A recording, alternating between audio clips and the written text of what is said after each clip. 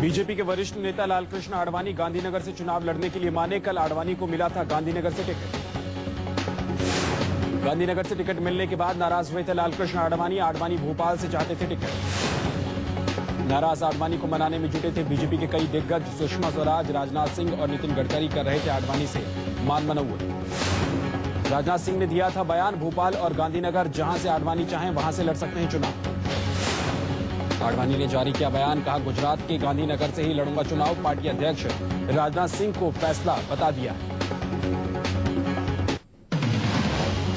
आडवाणी के बयान में कहा है कि पार्टी ने जो सम्मान दिया उससे खुश हूं। गुजरात में मैं बहुत पहले से जुड़ा हुआ।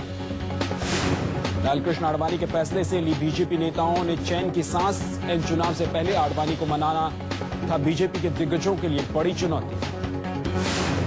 भोपाल से लालकृष्ण आडवाणी के चुनाव लड़ने के समर्थन में लगाए गए पोस्टर पर राजनाथ सिंह हुए नाराज। पोस्टर्स लगाने की वजह और पोस्टर लगवाने वालों की मांगी जानकारी।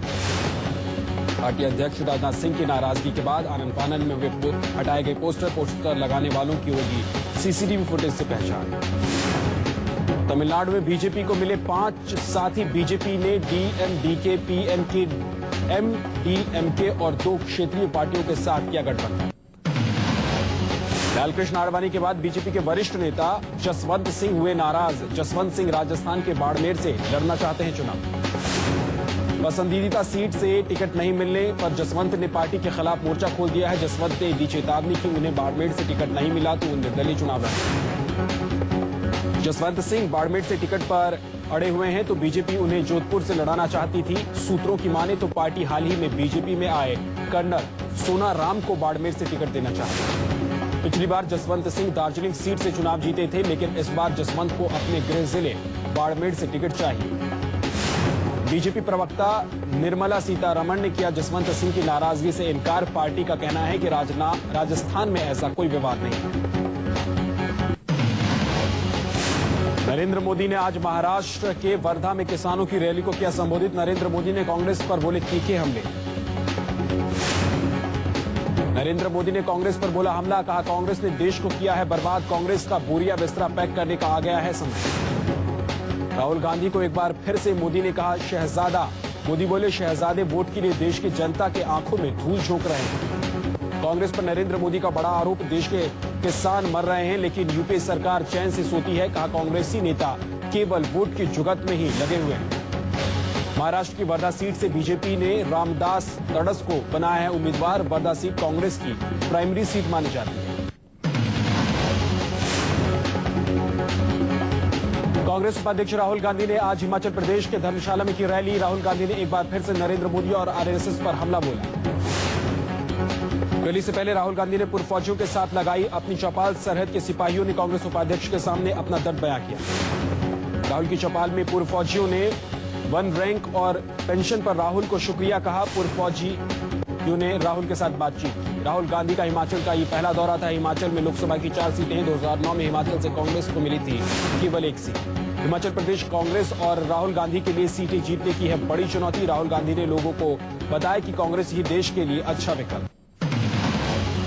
भोपाल से बीजेपी सांसद कैलाश जोशी का कांग्रेस ने किया स्टिंग में कैलाश जोशी 1 करोड़ में बीजेपी का टिकट देने की बात कर रहे हैं। कांग्रेस ने जारी किया कैलाश जोशी के स्टिंग का वीडियो सामने आने के बाद कैलाश जोशी पर खड़े हुए तमाम सवाल।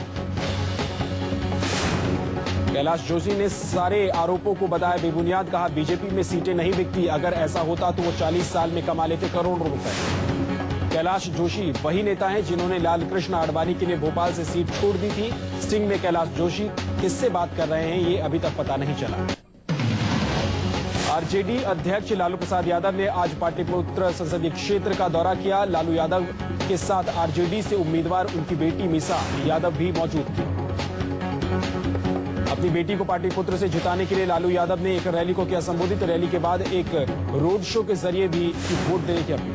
पाटलिपुत्र पहुंचे लालू ने अपने पुराने साथी और बीजेपी में शामिल हुए रामकृपाल यादव पर किया करारा प्रहार। कहा रामकृपाल को जनता माफ नहीं करेगी। पाटलिपुत्र से मीसा भारती के खिलाफ बीजेपी से रामकृपाल यादव मैदान में हैं। मीसा को टिकट दिए जाने से नाराज रामकृपाल ने आरजेडी पार्टी छोड़ दी थी। मीसा भारती ने भी खोला रामकृपाल के खिलाफ मोर्चा। कहा रामकृपाल ने सांप्रदायिक ताकतों को यहां शरण ले ली है और सभी बातों को भूल गए।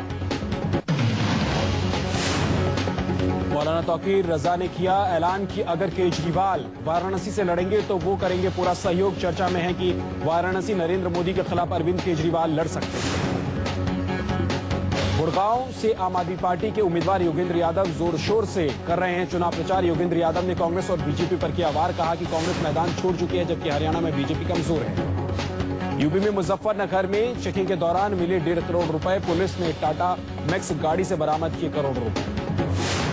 1.5 करोड़ रुपए के साथ पुलिस ने 2 लड़कों को भी किया गिरफ्तार। पुलिस को शक लोकसभा चुनाव के लिए लाए गए थे पैसे। कल गाजियाबाद में भी बरामद हुए थे 4 करोड़ रुपए। यूपी दिल्ली बॉर्डर से हुए थे बरामद। पुलिस के मुताबिक चुनावों में होना था 4 करोड़ रुपए का इस्तेमाल। हवा से 35,000 फीट ऊपर गोवा बेंगलोर की स्पाइस जेट फ्लाइट में मना होली का जश्न। हवा में उड़ते प्लेन के अंदर होली के जश्न की तस्वीरें इंटरनेट पर जारी। विमान के पायलट और एयर होस्टेस भी हुए थे डांस में शामिल। प्लेन में होली के मौके पर जश्न का वीडियो सामने आने के बाद नाराज डीजीसीए ने मांगा जवाब। पूछा स्पाइस जेट का क्यों ना हो लाइसेंस रद्द।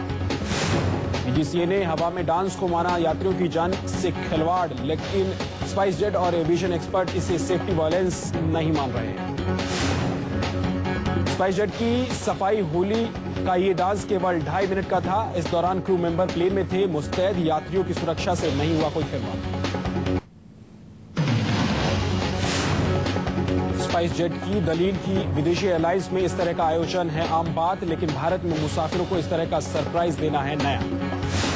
उड़ते प्लेन में डांस पर हुआ बवाल तो स्पाइस जेट ने दोनों पायलट को किया सस्पेंड। पायलट डांस की तस्वीरें खींचते दिखे। मुंबई लोकल ट्रेन के 4 डिब्बे पटरी से उतरे। कसारा से सीएसटी जा रही थी लोकल। टिटवाल के पास हुई दुर्घटना।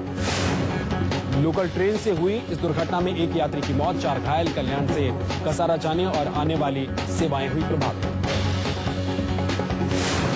ग्रेटर नोएडा की रेलवे क्रॉसिंग पर एलपीजी सिलेंडर फटा, 2 लड़कों की मौत। बाइक से ले जा रहे थे एलपीजी सिलेंडर। तिरुपति मंदिर के पास जंगल में लगी आग पर चौथे दिन भी नहीं पाया गया काबू। आग की लपटों और धुओं से घिरा पूरा इलाका। तिरुपति मंदिर के 3 किलोमीटर दूर शेषाचलम जंगल में लगी आग से हाहाकार। इलाके में अफरा तफरी। बालाजी मंदिर का चंदन वन भी आग की लपेट में आ गया। आग को बुझाने में दर्जनों फायर ब्रिगेड नाकाम। आग बुझाने के लिए आंध्र प्रदेश सरकार ने रक्षा मंत्रालय से मदद मांगी। आग को बुझाने में 100 जवान और 2 हेलीकॉप्टर भी जुटे। घना जंगल होने की वजह से राहत कार्य में मुश्किल।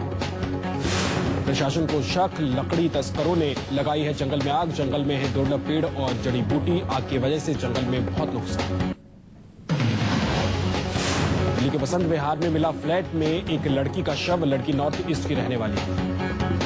मौके पर पहुंची पुलिस ने शुरू की तफ्तीश। शुरुआती जांच में नेचुरल डेथ का शक, लड़की के शव का पोस्टमार्टम। दिल्ली पुलिस के मुताबिक पोस्टमार्टम रिपोर्ट से ही साफ हो पाएगा कि मौत किस वजह से हुई। लड़की की सहेली और रूममेट से पूछताछ। दिल्ली के जहांगीरपुरी में 23 साल की एक लड़की ने खुद को मारी गोली। हॉस्पिटल में ले जाते वक्त लड़की की मौत। दिल्ली पुलिस तफ्तीश में जुटी। लड़की ने क्यों की खुदकुशी, वजह का पता नहीं।